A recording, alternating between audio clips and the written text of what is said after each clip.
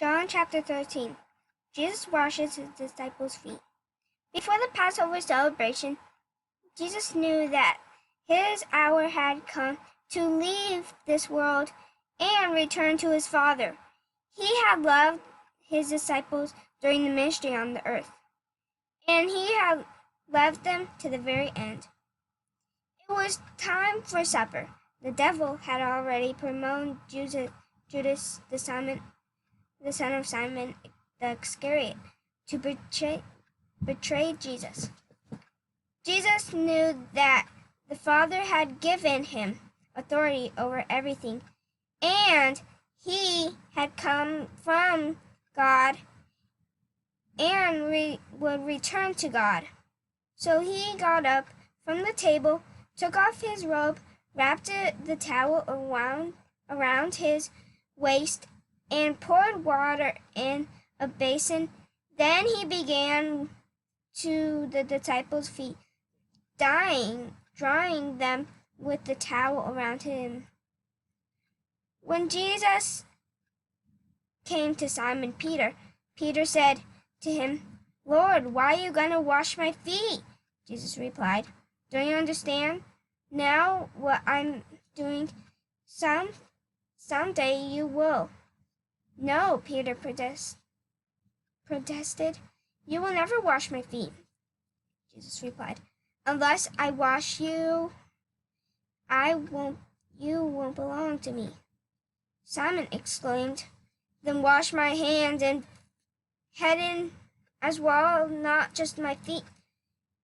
Jesus replied, "A person who has bathed all over doesn't need to wash except for the feet, to entire.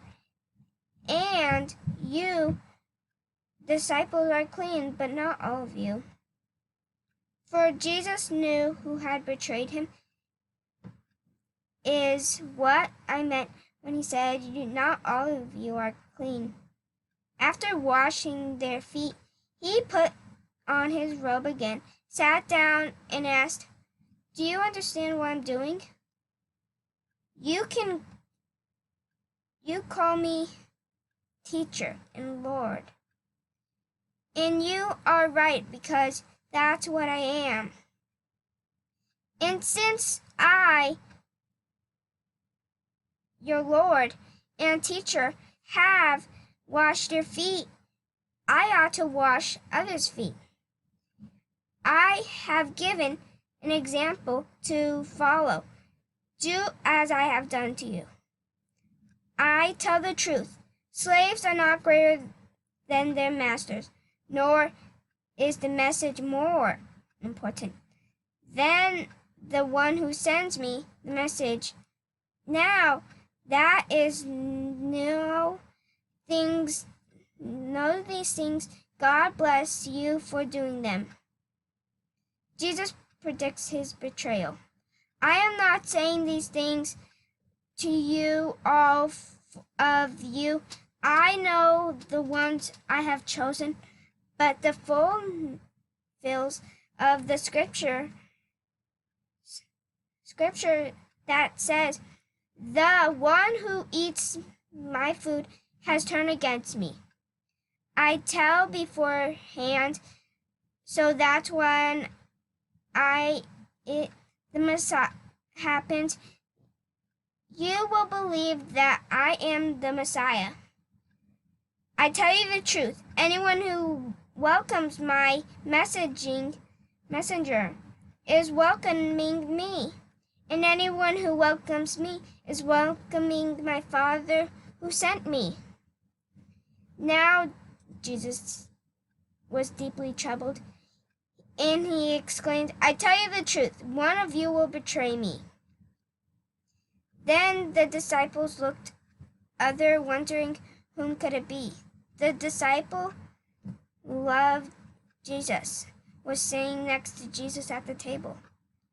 Simon Peter motioning asked him, "Who is he talking about?" So the disciples leaned over Jesus, asked, "Lord, who is it?" Jesus responded, "The one whom I give the bread and dip it in the bowl. And when he had dipped it and gave it to Judas, the son of Simon the Iscariot. When Judas ate the bread, Satan entered into him. When Jesus told him to hurry, do what you are going to do, none of the others at the table knew what Jesus meant.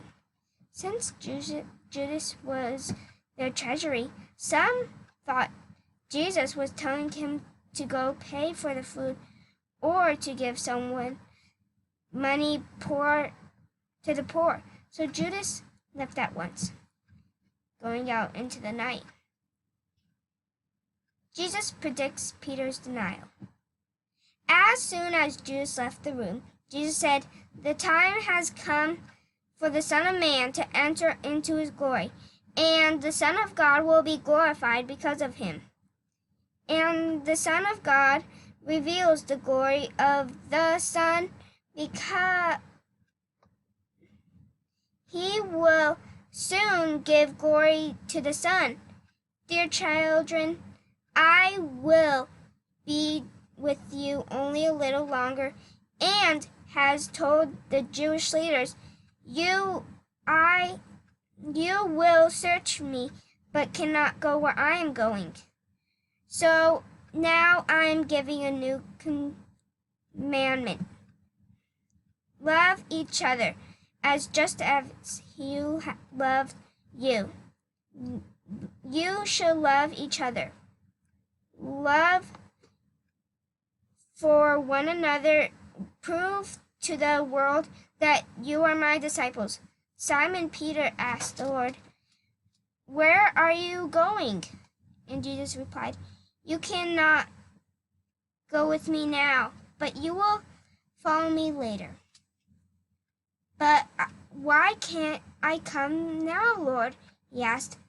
"I am ready to die for you." Jesus answered, "Die for me?